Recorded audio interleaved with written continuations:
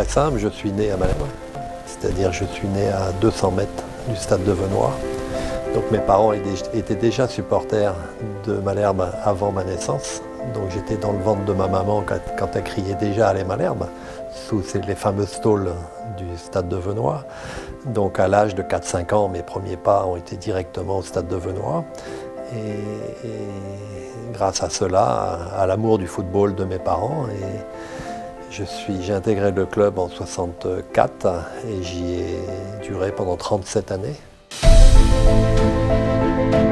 Je suis entraîneur de football, formateur de jeunes, notamment en Côte d'Ivoire et en Afrique depuis une vingtaine d'années. Et précédemment, j'ai eu le privilège de diriger toutes les équipes du Stade Malherbe de Caen en tant qu'entraîneur. Et avant cela, d'avoir joué dans toutes les équipes du Stade Malherbe de Caen en tant que joueur. Donc j'ai dirigé l'école de football, le centre de formation et puis après l'équipe professionnelle. C'est viscéral, c'est comme un sacerdoce.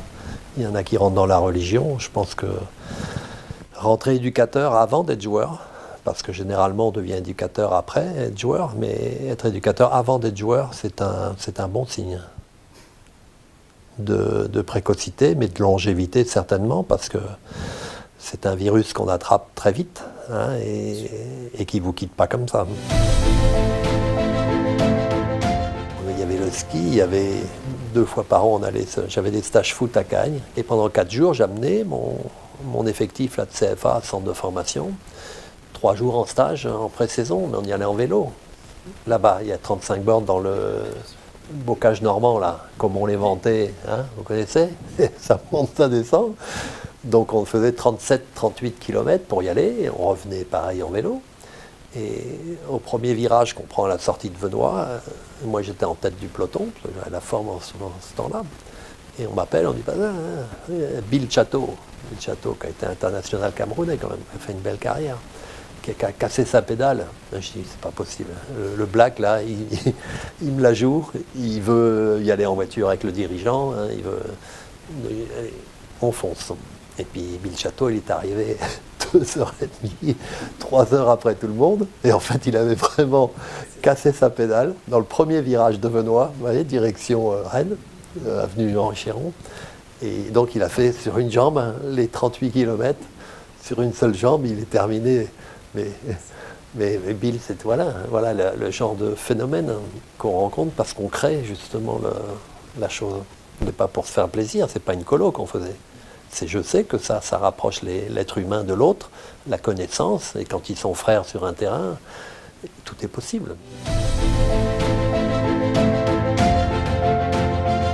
Mes années actuelles en Côte d'Ivoire me rappellent mes années 70 en France, où la passion, l'importance du football dans la société, dans la vie en général, le besoin et l'envie du jeune joueur africain, parce que le football c'est à la vie, à la mort, c'est la seule chose qui puisse sortir l'enfant de sa misère. Et quand je dis l'enfant, c'est également sa famille, et quand je dis sa famille, c'est pas simplement la famille réduite, c'est la grande famille qui a besoin de vivre, de se soigner, de se nourrir, de se laver.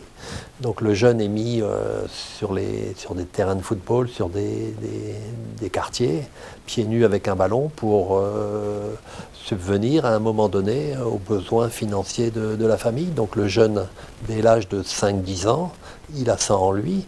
Donc je m'occupe de jeunes adolescents ivoiriens qui n'ont que ça dans la tête, donc ils ont un cœur gros comme ça, qui s'entraînent à fond et à mort tous les jours, et bien avant l'heure de l'entraînement. On n'a pas besoin d'aller les réveiller, ils se réveillent par eux-mêmes à 5h30 du matin, et 1 heure avant l'entraînement, ils sont déjà à faire leur gamme, leurs exercices.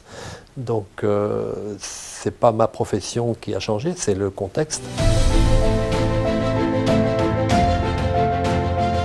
Qui profite, ce jeune, du moment présent. Il y a une phrase d'un bon film qui dit ça, Carpe diem, c'est ça. Donc il faut profiter parce qu'en fait, ces années de jeune, avec son club, son maillot, ses copains, c'est les plus belles années et ce sont les plus beaux souvenirs. Donc même si après Et certains peuvent faire une grosse carrière professionnelle. Rien ne remplace les émotions de l'enfance et de l'adolescence. C'est des choses qu'on ne retire pas, qu'on ne vole pas. Donc les jeunes, il faut bien profiter, hein, il faut savourer chaque moment et surtout tout donner afin de surtout pas regretter quand on participe à de tels événements, de telles fêtes.